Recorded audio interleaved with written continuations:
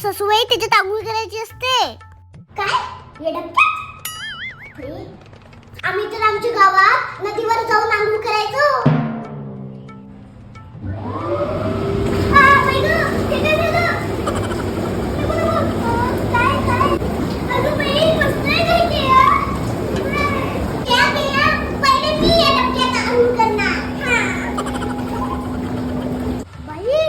अजून एक डबकं छान आहे. याच्यात पण मी आंघोळ करू शकते. जाऊ जाऊ